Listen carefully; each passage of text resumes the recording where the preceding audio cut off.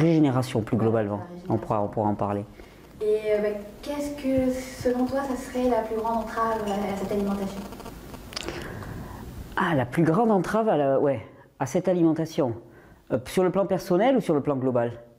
Je veux dire, c'est pour chacun, sur le plan matériel, tu veux dire, ou sur le plan... Déjà peut-être sur le plan global, ouais. Ce qui me semble, enfin moi, on l'évoquait tout à l'heure, ce qui me semble le plus difficile, c'est la dureté avec laquelle est vécue souvent cette transition alimentaire. C'est-à-dire que j'ai l'impression que souvent beaucoup de choses sont faites au mental.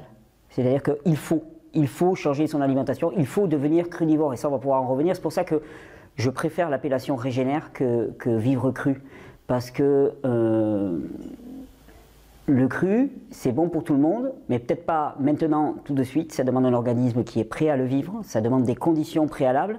Et effectivement, si tu le fais tout azimut, au mental, à l'intellect, ben, tu arrives certainement parfois dans des situations qui sont assez difficiles. Et c'est pour ça que la notion de régénère me plaît le plus. Mais le handicap qui me paraît le plus important, c'est le niveau de culpabilisation, de violence, d'agressivité, et de moralisation qu'il peut y avoir souvent quand j'entends certains messages. Alors je ne voudrais pas généraliser, mais j'en lis beaucoup trop, comme si finalement la nourriture nous rendait purs, nous rendait justes ou quoi que ce soit. C'est-à-dire que finalement il y aurait un mérite à être crudivore ou à être vegan ou à être quoi que ce soit. Et ça pour moi c'est c'est complètement erroné, hein, parce que je suis persuadé, d'ailleurs d'après moi c'est une mauvaise compréhension des lois spirituelles, parce qu'on ne se rend pas juste par nos actes, ça c'est un comportement très religieux, hein. C'est-à-dire que je serais meilleur si je jeûnais 40 jours, je serais meilleur si je m'astreignais à manger que des oranges ou faire une ascèse quelle qu'elle soit.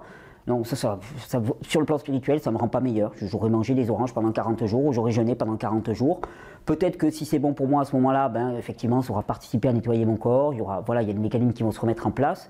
Mais sur le plan moral, sur le plan spirituel, je suis persuadé, même, c'est même pas que je pense pas, mais c'est que je suis persuadé que ça ne change rien. C'est pas comme ça. Ce qui nous est demandé, c'est d'aimer profondément l'autre.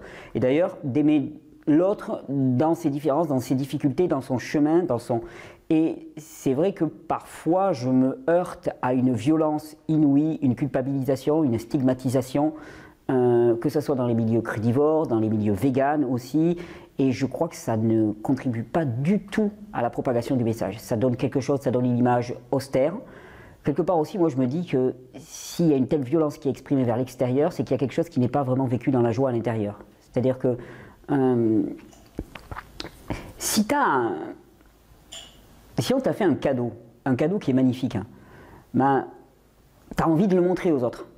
Mais tu n'as pas envie de leur montrer en les forçant à regarder, en les culpabilisant ou quoi que ce soit. Tu as juste envie de leur montrer, tu dis ouais, regarde ce que j'ai là, regarde ce que ça me fait, quoi, c'est trop bon. Si c'est vécu dans la douleur, je pense que quelque part, le miroir que te renvoient les autres ou ceux qu'ils s'autorisent à faire, tu sais, quelque part, moi j'ai souvent entendu ça, regarde, eux ils se permettent de ça, puis avec un ton, tu vois, un petit peu hautain, quoi. Ça veut dire qu'en nous il y a quelque chose qui ne se passe pas de façon juste. Et je pense que c'est une très bonne alerte. C'est-à-dire que pour nous-mêmes, à titre personnel, ça devrait être une alerte pour se dire, il y a quelque chose là qui est pas bien vécu. C'est-à-dire qu'on s'est imposé quelque chose, on l'a fait au mental, et si on le fait au mental, on voit la catastrophe que ça peut être. Effectivement, de temps en temps, il y a une ou deux personnes qui sortent la vidéo où il y en a un qui dit « Ouais, je me suis mis au crudivorisme, je suis devenu anorexique, j'ai perdu toutes mes dents, mes cheveux, mes os. » Enfin voilà, ça c'est bidon comme exemple. Déjà, premièrement, parce que c'est un premier exemple, et deuxièmement, la plupart du temps, c'est parce que ça a été beaucoup trop vite, beaucoup trop fort, c'est des choses qu'on connaît. Il s'agit avant tout de faire fonctionner son libre arbitre. Il s'agit aussi de voir quand ça se passe mal, de calmer le jeu, d'apprendre. Et c'est vraiment ce que j'essaye de faire passer au travers des vidéos. C'est vraiment apprendre à écouter. À écouter non pas les avis d'un tel ou d'un tel, parce que ça va, ça vient, puis chacun a quelque chose à vendre, hein, que ça soit du matériel ou de l'idéologie, chacun a quelque chose à vendre. Plutôt d'arriver à s'y intéresser, de dire ok, celui-là il dit ça, ok, je vais essayer. Non, ça c'est pas pour moi. Ça c'est vraiment pas pour moi. C'est ça, des fois j'ai l'impression qu'on voit des gens qui vont suivre vraiment un truc, un courant de pensée un peu unique, et puis du coup ils vont se casser la gueule, et après ils vont dire mais moi j'ai cru, ça n'a aucun sens. Ouais, bon, ça c'est notre système éducatif qui veut ça. Mais tu sais, par rapport à ces histoires de courant, par exemple, je pense au début, quand le frugivorisme est arrivé, il y avait tout le courant créé, qui existe toujours, hein, par Douglas Graham, le 90-10. Et tout le monde me disait, mais t'as vu Douglas Graham, comme ça lui réussit bien. Et Douglas Graham, il était gymnaste à 20 ans. C'est un mec, il a un héritage génétique qui est énorme. Hein. Donc, c'est pas parce que, si tu veux, on confond Douglas Graham mange des bananes et il est fort, et on se dit qu'en mangeant des bananes, comme Douglas Graham, on va être fort comme Douglas Graham. Non mais là, logiquement, c'est juste une inversion, ça ne marche pas. C'est comme quand on me dit, les gens d'Okinawa mangent du riz, par exemple, et sont centenaires, alors mangeons du riz pour être centenaire. Non, on a oublié pas mal de paramètres entre-temps. Et puis, bon, surtout que ce n'est pas du riz qu'ils mangent, mais bon, peu importe. Et je crois que c'est ça le danger. C'est-à-dire qu'on montre des figures, et à titre de boutade, quand j'avais fait la conférence à Montréal cet été, il y a quelqu'un qui avait dit en introduction, c'est mon amie Sylvie, qui avait dit en introduction, elle a dit... on a tous vu chez Thierry l'amélioration, ce qui prouve la véracité de son discours. Et juste après, j'avais dit, bah, écoutez, moi j'aimerais bien pouvoir donner cette conférence en étant encore plus mal qu'avant et que vous m'écoutiez quand même. Parce que ce qui importe, c'est pas ce que je vis moi, parce qu'il y a ce que je dis et il y a ce que je vis. Hein. Je peux ne pas avoir des tas d'autres paramètres que le facteur alimentaire dans ma vie qui font que je peux me retrouver à habiter juste sous une antenne relais, par exemple, et être pollué par des antennes relais de téléphone portable. Je peux avoir des circonstances familiales, vivre dans un contexte, dans une famille dans lequel finalement ça se passe mal. Je peux avoir des tas de raisons. Je peux aussi savoir que le meilleur régime c'est celui-là et ne pas l'appliquer parce que au niveau émotionnel et tout. Mais il n'importe.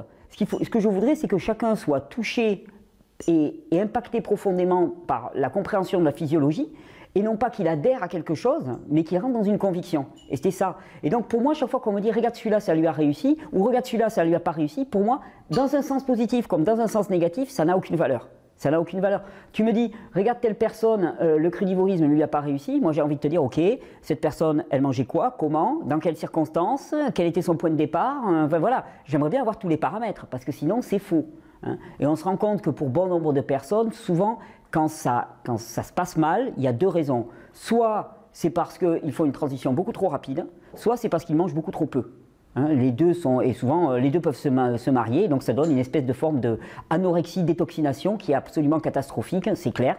Mais là, c'est pas du tout l'approche de régénération, d'hygiénisme, de crudivorisme qui est à mettre en cause, c'est sa compréhension et son application. Et c'est pour ça que je crois que c'est important vraiment d'avoir des connaissances basées sur la physiologie pour arriver à déterminer pour soi-même quel est le bon chemin. Est-ce que c'est le bon chemin maintenant de rentrer dans une démarche d'ajouter plus de cru dans son alimentation? Oui, comment? De quelle manière?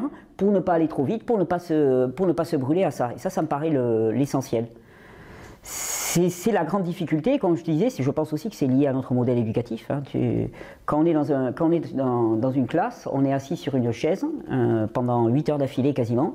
Et l'enseignant qu'on a face à nous, non seulement on n'est pas là pour critiquer son savoir, puisqu'on est là pour l'entendre, mais on est surtout là pour le répliquer, son savoir. C'est-à-dire qu'il n'y a pas de pensée critique, de pensée dialectique. On est noté sur notre capacité à reproduire le discours que nous a dit notre professeur. S'il nous enseigne par exemple que les Russes sont les premiers à avoir marché sur la Lune et que les Américains, ils avaient complètement menti, on sera noté sur notre capacité à écrire dans une copie devant ce prof que les Russes ont été les premiers à marcher sur la Lune. C'est tout. Donc on est noté là-dessus. Donc on apprend littéralement à mimer ce que fait l'autre et ce que dit l'autre. Et c'est pour ça que moi souvent dans les vidéos, j'aime pas, souvent on me dit mais qu'est-ce que tu manges? Dis-nous ce que tu manges. Je dis mais je veux pas.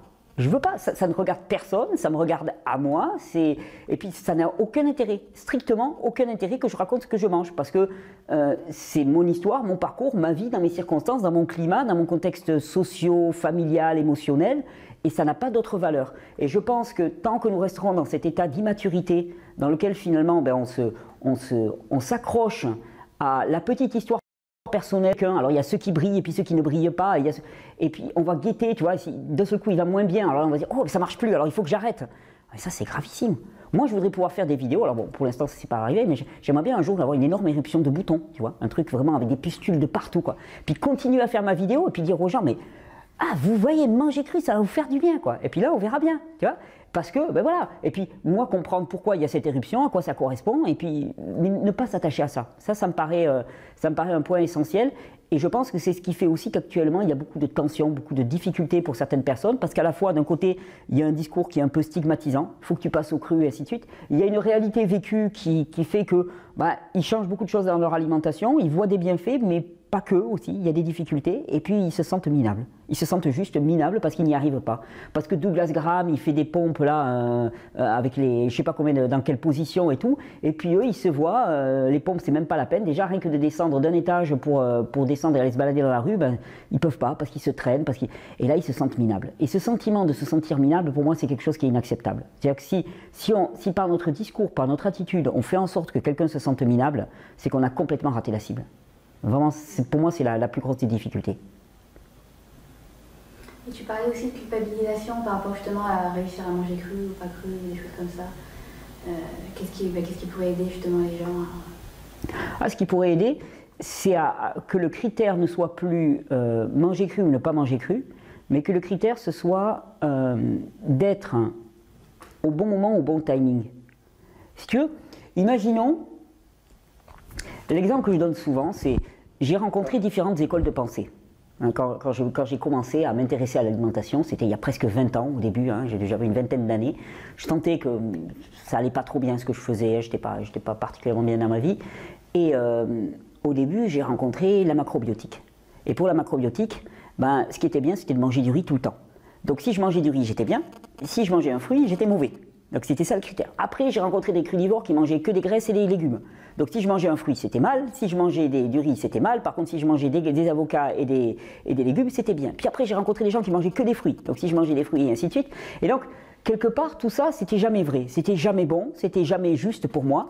Et ce qui me paraît important, c'est plutôt d'arriver, par la connaissance et par le ressenti, à mettre comme critère de valeur, non pas... j'ai fait ça, j'ai fait une monodiète, j'ai fait voilà, des espèces de performances qui tiennent de la performance sportive d'une certaine manière, de l'ascèse, mais plutôt de dire, moi je suis valeureux parce qu'aujourd'hui j'ai vraiment ressenti quels étaient mes besoins et j'y ai répondu de la meilleure des façons, hors de tout intellectualisme, hors de toute école de pensée, hors de toute stigmatisation. Et ça me paraît la démarche essentielle. Ça ferait qu'il y aurait beaucoup moins de personnes qui ensuite disent « Ah ben moi j'ai essayé, ça ne marchait pas ». Parce que pour moi, ça ne veut rien dire, ça ne marchait pas. On va dire qu'un humain physiologiquement épanoui, prospérant, en bonne santé et ainsi de suite, il tire toute sa substance des fruits et des légumes sans aucune difficulté. Une bonne part de graisse aussi. Je veux dire, on a un organisme de frugivore. Frugivore, tu regardes les grands singes frugivores, c'est beaucoup de feuilles, des fruits, un peu d'insectes, un peu de part animale, ça il ne faut pas le nier, voilà, et puis c'est tout. Et eux, ils fonctionnent très très bien comme ça. Ok, mais le problème c'est où est-ce qu'on en est là maintenant? On ne va pas se prendre pour des grands singes, on ne vit pas dans la forêt, on n'a pas une vie de clan ou choses comme ça. Donc maintenant, l'important c'est pas tant pour moi maintenant de manger cru ou pas, c'est d'avoir un mode de vie qui nous permette actuellement de nous régénérer, de prospérer, d'avoir de la joie. Et c'est ça la grande difficulté. C'est pour ça qu'il y a des personnes, par exemple, on en vient à caricaturer mon discours. Récemment, j'ai entendu « Ah, Thierry fait la promotion des légumes cuits et de la viande. Bientôt, ça va être Maïté, tu sais, la bonne cuisine du Sud-Ouest. » Donc, non, je ne fais pas la promotion. J'en ai marre de culpabiliser les gens, simplement parce que il y a quelques gardiens, parfois, du temple, en tout cas, qui s'érigent comme cela, et j'espère que j'en ai pas été un. Et si je l'ai été, vraiment, il faudra que je demande pardon pour ça. Qui défendent une espèce de quelque chose de pur, tu vois, un enseignement pur. Et dès qu'on me parle de pur, moi je fais waouh, je m'enfuis. Parce que moi, ce qui est pur, la seule chose qui nous rend pur, c'est notre amour. Et l'amour, c'est pas que l'amour d'une idéologie, c'est l'amour de l'autre aussi. Donc l'amour de l'autre, là où il en est. Et vraiment, donc voilà, c'est cette pensée de la pureté, c'est cette pensée de la probité au travers de nos pratiques. Et donc, quand j'en ai parlé, j'ai dit simplement, j'ai pas dit il faut manger de la viande et des légumes cuits. J'ai par contre dit, il est normal pour certaines personnes, effectivement, de ne pas arriver à s'en passer. Pourquoi? Voilà pourquoi. Parce que leur physiologie est telle qu'elle, et que s'ils l'enlèvent, ça risque de leur poser un souci. Et effectivement, ça peut gêner aux entournures certaines personnes. On me dit, oui, non, mais. Parce que, quelque part, par exemple, je pense particulièrement aux personnes qui ont fait le choix vegan.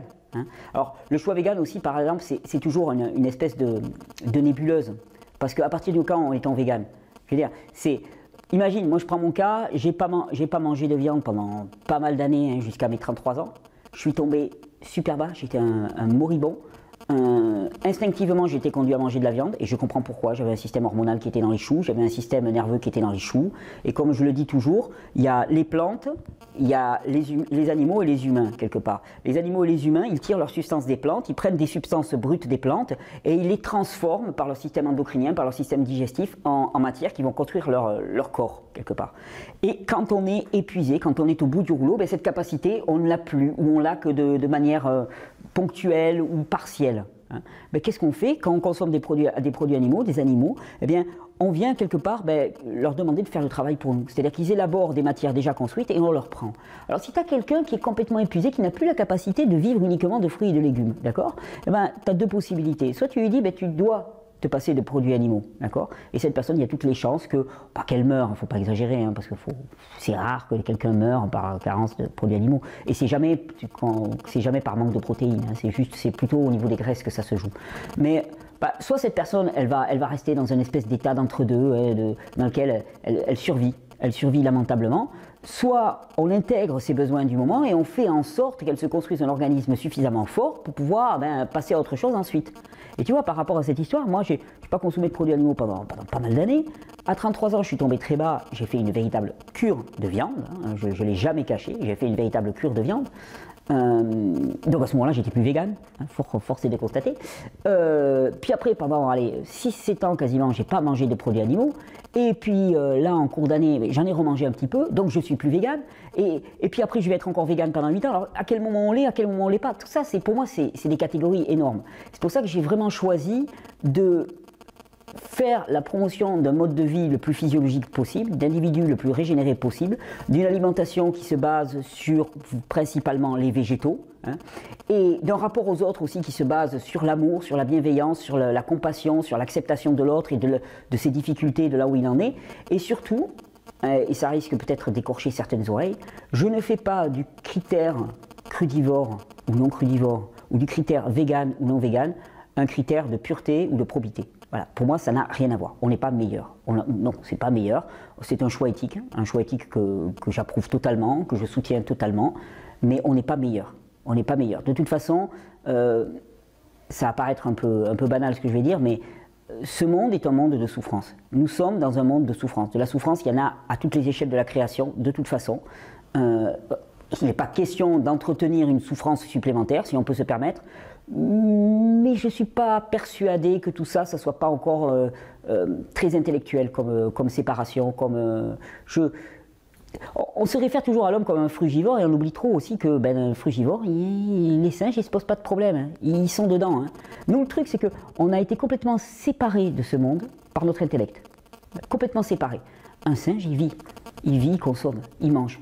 D'ailleurs, la plupart du temps, il est aussi guidé par la loi de la pénurie.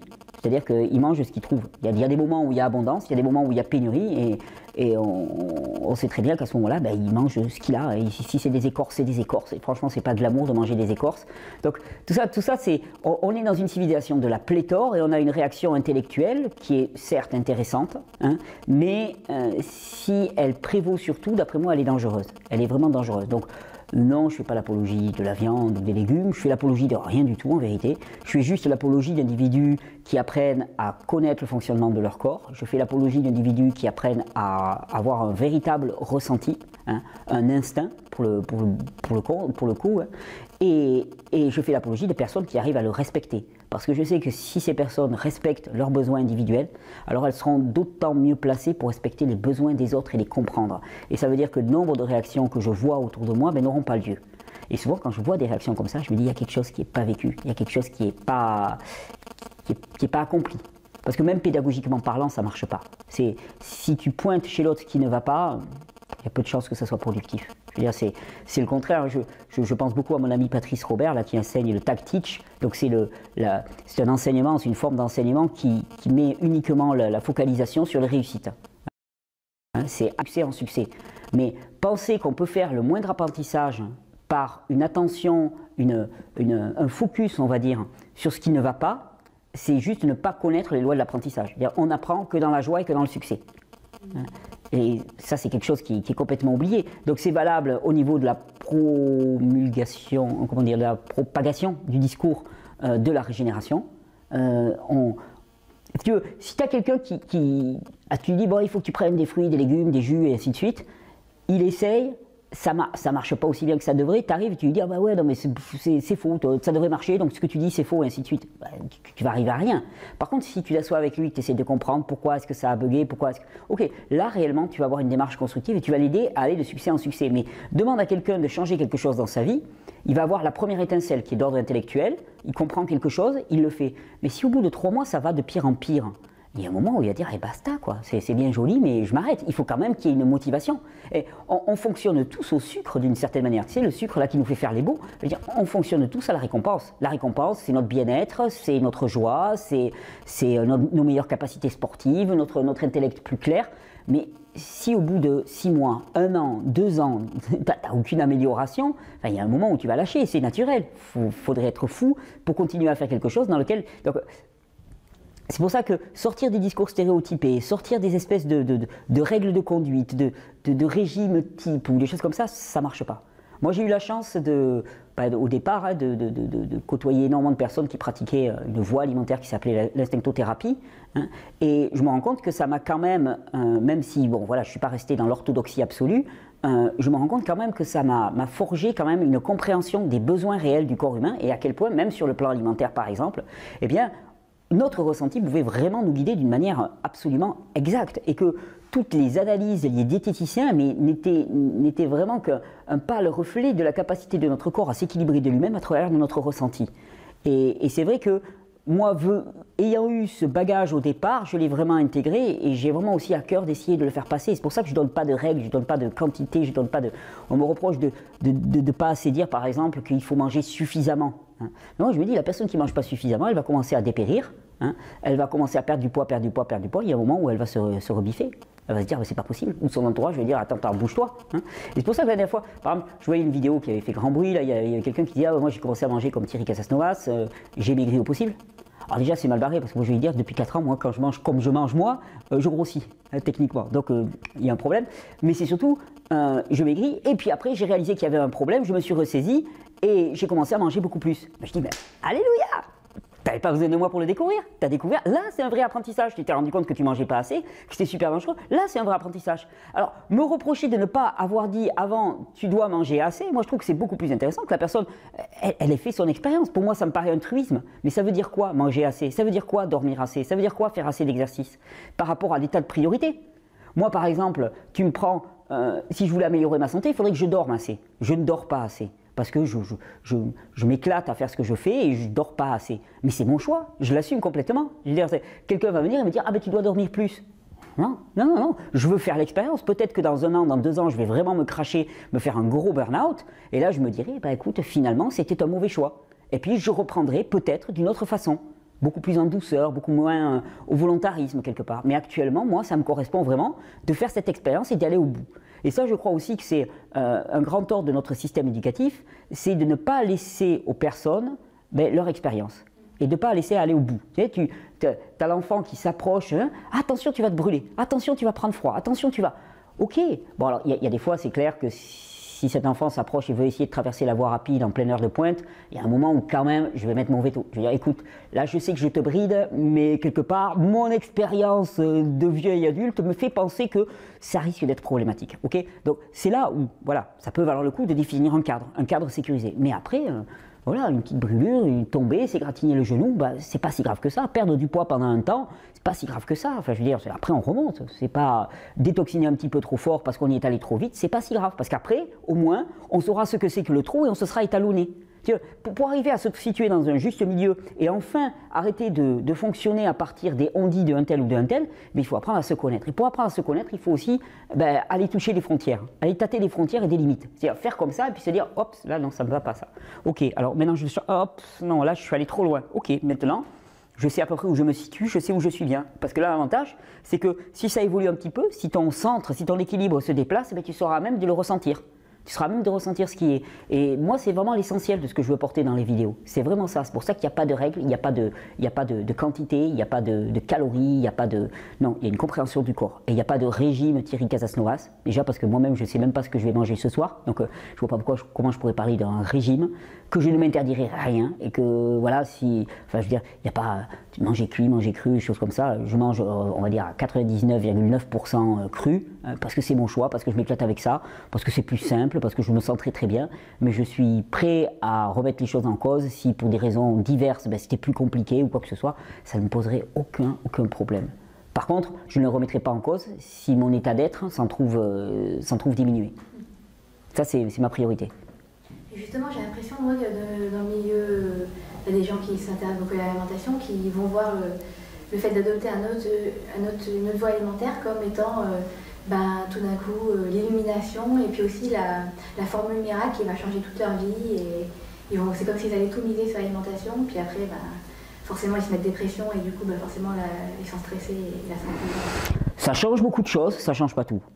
C'est clair, ça change beaucoup de choses. Mais c'est toujours pareil, il y a de multiples piliers pour la santé. Hein, c'est comme une table, tu as plusieurs pieds, quoi. Si ton pied le plus fragile, c'est l'alimentation, effectivement, en changeant l'alimentation, tu vas renforcer ce pied-là. Voilà. Si ce n'est pas ton pied le plus fragile, qu'au contraire, déjà, je sais pas, tu as des habitudes alimentaires qui sont relativement saines, c'est pas là où tu vas avoir le plus gros des bénéfices. Et effectivement, il y en aura d'autres. Force est de constater quand même dans notre société, c'est pour ça que je parle autant d'alimentation, force est de constater que c'est souvent un point extrêmement lacunaire. Et que si tu fonctionnes en consommant beaucoup de produits à base de blé, par exemple, tu as énormément de neurotoxines qui sont en permanence balancées au niveau de ton cerveau et qui font que tes facultés cognitives, elles diminuent. Et que ça ne marche pas comme ça devrait marcher. Que tu as de la congestion qui se bâtit dans tout le corps. Voilà. Donc ça c'est évident. Mais une fois ça enlevé, il peut rester du chantier encore. C'est évident. Et je comprends aussi que quand on découvre ça, enfin je veux dire, moi quand j'ai découvert ce message, pareil quoi, ça a été une véritable illumination. J'ai su que c'était vrai aussi. Et je m'y suis lancé à corps perdu. Et puis je me suis ramassé. Donc c'est pour ça que j'arrive pas à considérer que c'est négatif. Franchement, moi je me suis retrouvé dans des états, c'est normal. Je veux dire, on a alors on va pas vraiment parler du plan alimentaire, on nous a donné une culture. Enfin, je sais pas, moi je savais à peu près ce que c'était qu'un repas. Un repas, on mettait une assiette, il y avait une salade en entrée, après il y avait de la viande, du poisson ou des œufs, tu vois. Après il y avait des patates ou des légumes, ou des pâtes, d'accord. Et puis après il y avait fromage peut-être et dessert, puis café, quand j'étais grand. Bon, voilà, ça c'était un schéma. Donc ça, je savais que si je faisais ça, j'étais à peu près dans les clous. Et d'un seul coup, on me dit, ton repas, c'est des fruits et des légumes. Mais là, mais comment je fais quoi? C'est quoi le repas? Je ne sais plus moi ce que c'est que composer une assiette, je ne sais plus qu'est-ce que c'est que les quantités, je sais plus tout ça. Parce qu'il n'y a plus ces guides extérieurs. Alors, c'est un nouveau monde, on doit faire nos expériences. Bien sûr que nous sommes des pionniers, bien sûr que nous sommes des défricheurs, bien sûr qu'il y aura des erreurs. Pour ça, on me dit, mais il y a des ratés. Mais bien sûr qu'il y a des ratés. Mais je veux dire, il y a des ratés. Mais si on le met en regard avec toutes les ratés du mode de vie actuel qui remplit les hôpitaux, je veux dire, on est une civilisation qui fonctionne massivement sous les antidépresseurs. Je veux dire, on a une civilisation chez qui finalement, passé 70 ans, je crois qu'à peu près 100% des individus devraient être avec des statines, c'est-à-dire des produits anti-cholestérol. Chose qui est complètement aberrante puisqu'on sait que le cholestérol c'est un des protecteurs essentiels du corps. Sauf qu'on est tellement acidifié que le mécanisme de protection nous tue littéralement. Enfin, je veux dire, on en devient.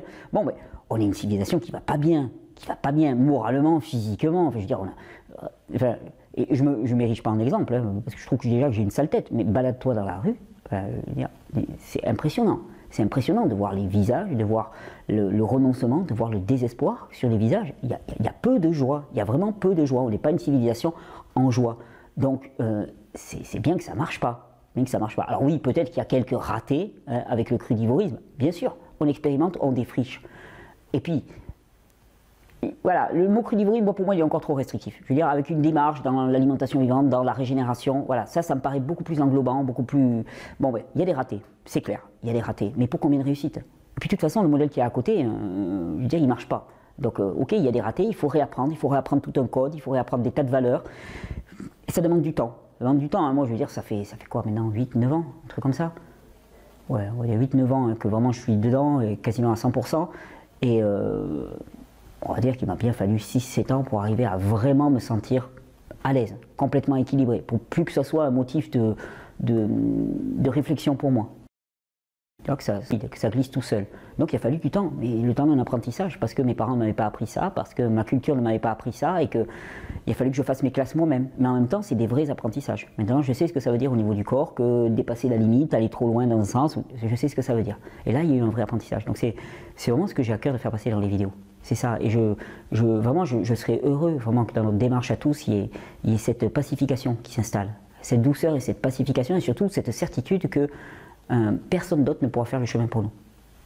Tu sais, on va voir quelqu'un et puis on lui dit bonjour, monsieur, thérapeute, médecin ou conseiller, coach ou quoi que ce soit, je vais mal, qu'est-ce qu'il faut que je fasse? Puis lui, il te dit, il faut que tu prennes telle pilule, telle pilule, telle pilule, ou telle chose, telle chose, telle chose, telle huile essentielle, et puis ça va aller. En fait, on se croit guéri par sa foi à lui. Lui, il a foi dans ce qu'il dit, finalement, et on se croit guéri par sa foi à lui. Et moi, ce que j'aimerais bien, c'est qu'on soit guéri par notre foi à nous. Hein. C'est-à-dire que les choix, on les fasse nous-mêmes, et qu'on les fasse en conscience et en compréhension. Pour ça, pour moi, la connaissance de la physiologie humaine est une base essentielle pour appuyer ses choix, et ne pas aller reprocher à l'autre d'avoir fait ses choix pour nous. Enfin, de passer dans un âge adulte. Vraiment, c'est vraiment en priorité.